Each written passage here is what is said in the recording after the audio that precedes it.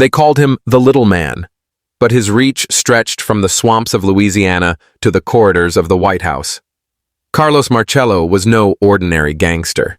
He didn't crave the spotlight or media fame like the New York Dons. Instead, he ruled in silence, controlling the underworld through politics, power, and fear. From small-time street hustler to the mastermind of America's Southern Mafia, Marcello built a criminal empire that quietly shaped the nation's history. While other mob bosses made noise with blood and bullets, Marcello worked through influence. Judges, governors, even members of Congress were said to be on his payroll. Behind every political deal, every rigged contract, every disappeared witness, his invisible hand could be felt. Some say he even reached the Oval Office, his name forever whispered in connection with the Kennedy family and one of America's darkest days. This is the story of a man who was underestimated by everyone, until it was too late. The man who ruled America's underworld from the shadows, Carlos Marcello, the little man who built a secret empire powerful enough to shake the nation itself. Carlos Marcello's story begins far from the bright lights of New Orleans. Born Calogero, Minacore in 1910, in a small town in Sicily, his family immigrated to America seeking a better life. They settled in Louisiana, where opportunity was scarce and corruption was part of survival. From a young age, Marcello understood that power didn't come from size or education. It came from control. He was small in stature, barely over 5 feet tall, but his presence demanded attention. In the rough neighborhoods of New Orleans, he learned how to hustle, how to intimidate, and most importantly, how to make money. As a teenager, Marcello started with petty crimes, robberies, gambling, and small-time smuggling. But he was smart enough to see that chaos could only get a man killed. Organization was what made real money. During Prohibition, he joined bootleg operations that supplied illegal liquor throughout Louisiana. When the booze business ended, he smoothly shifted into other rackets, slot machines, gambling dens, and later, drug smuggling. Every move was calculated. He never took unnecessary risks and rarely showed emotion. People who worked for him said he had the calm of a businessman and the ruthlessness of a killer. His rise accelerated when he caught the attention of Sam Carolla, the then boss of the New Orleans Mafia. Carolla saw potential in the young Sicilian and brought him into the inner circle. Marcello learned how the Mafia truly worked: loyalty, silence, and control. He watched how Carolla handled judges, police officers, and politicians, learning the art of corruption from one of the best. When Carolla was deported to Italy in the late 1940s, Marcello saw his chance. With a mix of intimidation and alliances, he seized control of the organization and crowned himself the new boss of the New Orleans family. Under his leadership, the operation became one of the most disciplined and profitable in America. Marcello ruled not just through violence, but through business sense. He expanded gambling rackets, controlled narcotics routes from Central America, and took a slice of every major construction and port operation in Louisiana. But his true genius was in politics. He understood that bullets could kill men, but bribes could build empires. He began funneling money into local elections, backing candidates who would later protect his interests. Soon, judges, sheriffs, and even state legislators were indebted to the little man. By the 1950s, Marcello's reach was unmatched. He operated quietly, preferring to avoid the public spotlight that destroyed so many other mob bosses.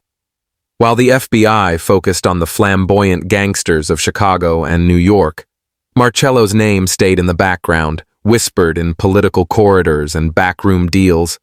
Every major business in New Orleans, from trucking to construction to casinos, paid tribute to him. His control was so absolute that nothing moved in the city without his approval. Still, Marcello maintained a humble appearance. He dressed simply, lived modestly, and never flashed wealth. It was a calculated disguise that made him seem less dangerous than he was. Yet everyone who crossed him quickly learned that beneath that calm exterior lay a man capable of terrifying revenge. Those who betrayed him disappeared without a trace, and those who remained loyal found protection and fortune. By the time federal investigators began to notice him, Carlos Marcello had already built an empire that couldn't be easily touched. He had bought influence in the police, the courts, and politics. He wasn't just running rackets, he was running Louisiana itself. The little man had become one of the most powerful and dangerous figures in the American underworld, quietly setting the stage for the decades of power and controversy that would follow. By the early 1950s, Carlos Marcello had become a ghostly presence that haunted every corner of Louisiana's political and criminal landscape. He ruled the underworld with the calm precision of a businessman, not the chaos of a street thug. His power came not from loud threats or flashy violence, but from his ability to manipulate people who wore suits and sat in offices. He built his empire through a web of bribery, blackmail, and business deals that extended from the docks of New Orleans all the way to the halls of Washington. Every ship that unloaded at the port, every casino that opened its doors, and every union that demanded a raise owed something to the little man. He invested heavily in legitimate businesses: oil, trucking, real estate, even restaurants and hotels. These ventures became the perfect cover for his criminal operations, blending dirty money with clean profits. Marcello understood that respectability was the best camouflage. While the FBI hunted mobsters who carried Tommy guns, he sat behind polished desks, signing contracts and meeting politicians. In public, he was a businessman. In private, he was the most feared figure in the South. His empire ran like a corporation. The mafia soldiers collected protection money, enforced discipline, and handled street-level business. But Marcello focused on the big picture: alliances, power, and influence. He controlled labor unions, making sure strikes could be started or stopped with a single phone call. He owned the loyalty of police captains, ensuring that raids never reached his core operations. And in the world of politics, he had built a network of friends who owed their success to his generosity. It was during this period that Marcello's name began circulating in Washington. Congressional hearings on organized crime, known as the Kefauver Committee, exposed the mafia's reach across America. When Marcello's name appeared, the investigators were stunned to find that the southern states were not immune to the mob problem. They were being run by one of the most disciplined bosses in the country. While others like Lucky Luciano and Vito Genovese fought for territory, Marcello quietly made himself indispensable to both criminals and politicians alike. Federal agents tried to build cases against him, but witnesses refused to talk. Those who did found themselves too afraid to testify or simply vanished. Marcello's influence extended so deep that even local newspapers avoided printing his name. To the public, he remained a mystery. To those in power, he was a necessary ally.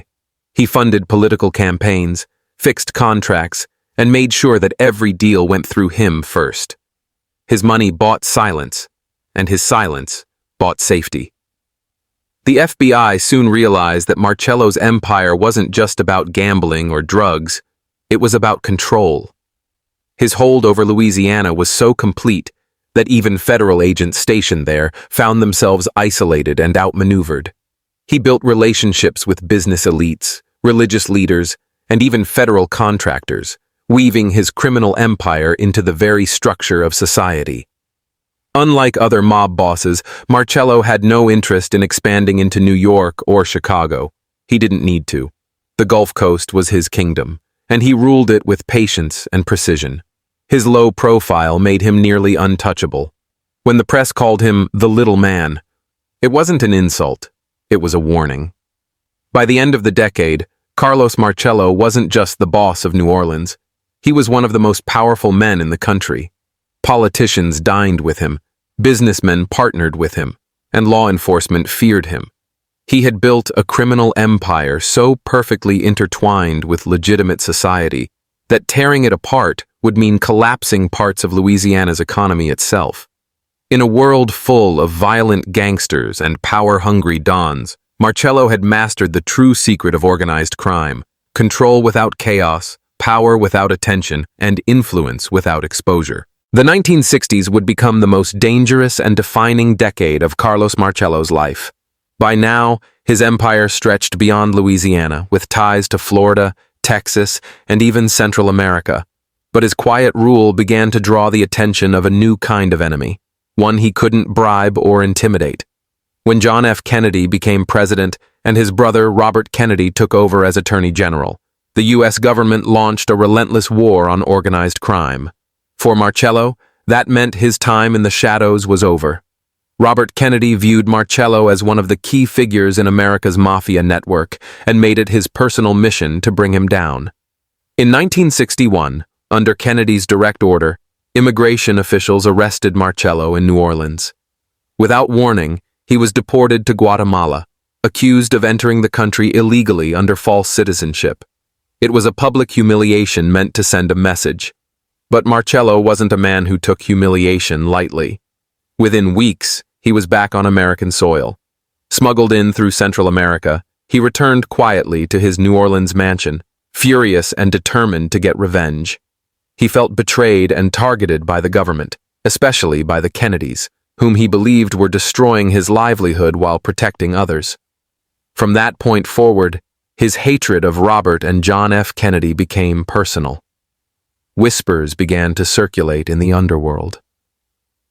Marcello was known for his patience. He never made threats he couldn't carry out.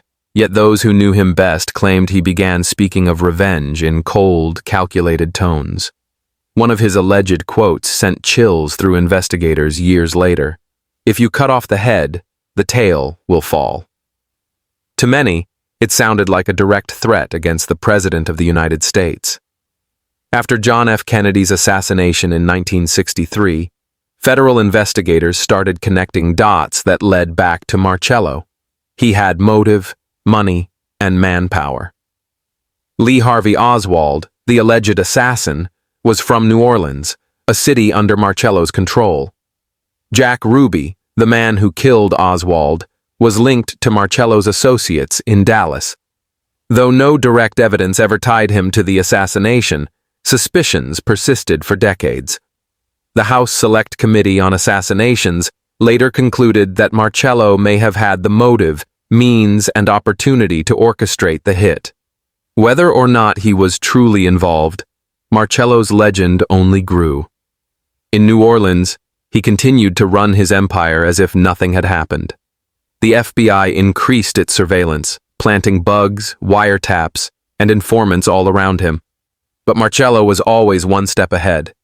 His operations were layered through shell companies, offshore accounts, and trusted intermediaries who never spoke a word. He communicated in code and kept his circle small, often meeting his most trusted men in the open air to avoid bugs. Marcello's reputation as the most intelligent and disciplined mob boss in America solidified during this period. He wasn't the loud, gun-waving type like Al Capone or Joe Colombo. He was calm, strategic, and terrifyingly efficient. He ran Louisiana like a corporation, balancing politics, crime, and public perception with surgical precision. Even as the FBI labeled him one of the most dangerous men in America, he continued to operate freely, earning millions through gambling, drugs, and labor racketeering. For Marcello, power wasn't just about money. It was about revenge, control, and legacy. He wanted the world to remember him not as a thug, but as a man who outsmarted presidents and controlled the system from the shadows. Whether he truly played a part in the Kennedy assassination remains one of the great mysteries of American history. But one fact was undeniable. After 1963, Carlos Marcello was no longer just a mob boss. He was a living myth, a man whose shadow stretched across the entire nation. By the 1970s, Carlos Marcello's reign had lasted nearly 3 decades, an almost impossible feat in the world of organized crime. While many of his contemporaries were either dead, imprisoned, or betrayed by their own men, Marcello still ruled from the quiet suburbs of New Orleans. He had grown older, slower, but no less dangerous. His network remained strong. His influence still felt across Louisiana's business and political worlds. Yet cracks were beginning to appear beneath the surface. Federal agencies were smarter now, their technology more advanced, and their patience infinite. The FBI, IRS, and federal prosecutors had one common goal: to finally bring down the little man who had eluded justice for so long. Marcello, always one step ahead, continued to maintain his public image as a legitimate businessman. He invested in real estate, oil ventures, and construction companies, all serving as fronts for laundering millions in illegal profits. He appeared at charity events, rubbed shoulders with Louisiana's elite, and financed political campaigns. Behind the scenes, however, he was still pulling the strings of bribery, smuggling, and extortion. The lines between legitimate enterprise and criminal empire were deliberately blurred, a tactic that had protected him for decades. The federal government, frustrated by years of failed attempts to convict him, began targeting his political connections. They understood that Marcello's real strength wasn't just in money or men, it was in influence. He had built a network of powerful friends, judges who owed him favors, politicians he had funded, and businessmen who depended on his investments. To dismantle Marcello's empire, the government needed to cut off the power that shielded him. Still, Marcello's grip on Louisiana politics remained impressive. Governors came and went, but many owed their rise to his money and his quiet persuasion. Local police departments often ignored his operations entirely, and witnesses against him continued to disappear or retract their statements. It seemed that no matter how many times the FBI came after him, he always walked away clean. But times were changing. The Mafia's golden age was fading. Younger mobsters across the country were becoming reckless, drawing attention with violence and greed. Drug trafficking was taking over traditional rackets, bringing with it chaos and federal scrutiny. Marcello hated drugs. He saw them as a liability that brought heat from law enforcement. Yet some of his men were secretly involved in narcotics deals that exposed his organization to new risks. Slowly, his once tight-knit control began to loosen. The turning point came in 1983, when the FBI launched Operation Brilab, a massive undercover sting operation aimed at uncovering political corruption in Louisiana and Texas.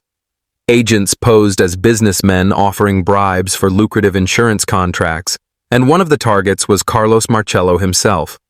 The operation caught him discussing payoffs and influence deals on hidden microphones. For the first time, the government had hard evidence linking him directly to corruption and racketeering. The trial that followed marked the beginning of the end for Marcello. Despite his lawyer's best efforts, he was convicted and sentenced to federal prison. It was a stunning fall for a man who had once seemed untouchable. Yet even behind bars, his legend persisted. Associates still visited him for advice, his influence quietly shaping the underworld from a distance. For the FBI, Marcello's conviction symbolized a victory decades in the making. For Louisiana, it marked the end of an era, the slow fading of a man who had once controlled the very soul of the state. The little man, who built his empire through intelligence, silence, and power, had finally been brought down, not by bullets or betrayal, but by patience, persistence, and the modern world catching up to his old ways. Carlos Marcello entered the final years of his life as a man both feared and forgotten. By the late 1980s, the Mafia's golden era was gone, replaced by a new generation of criminals who relied more on chaos than control. Yet for decades, Marcello had ruled through silence, loyalty, and discipline, values that made him the last of a dying breed. His time in prison had weakened his body, but not his mind. Even behind bars, he carried himself like a boss.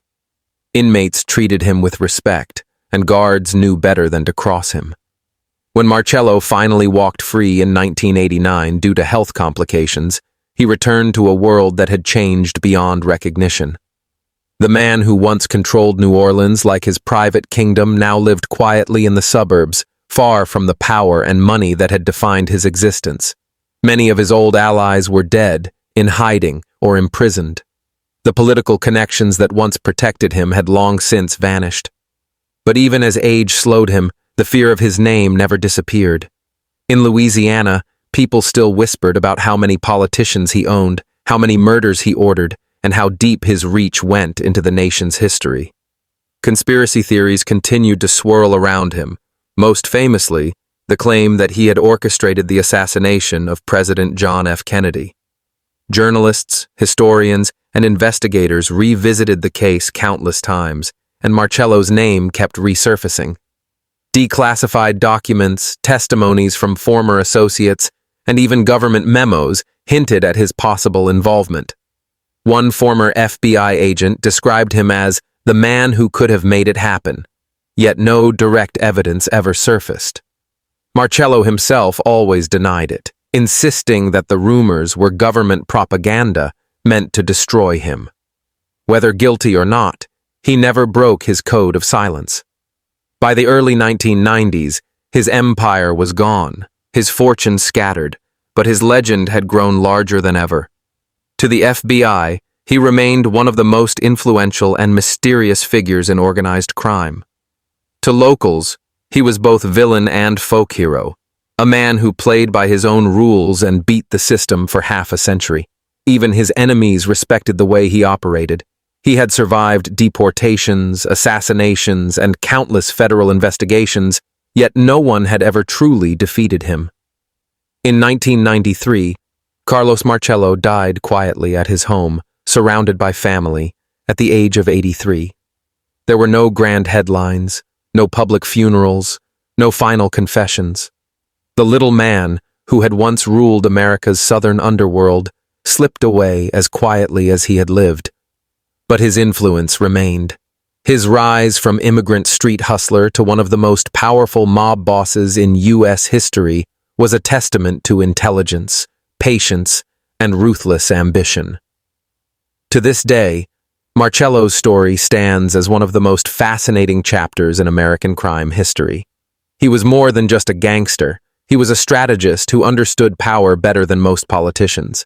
He proved that control didn't require noise, that influence didn't need violence, and that true power could exist entirely in the shadows.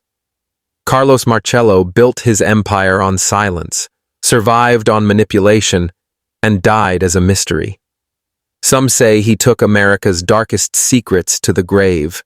Others believe his handprints are still on the pages of history, hidden between politics, crime, and conspiracy. Whatever the truth, one thing is certain.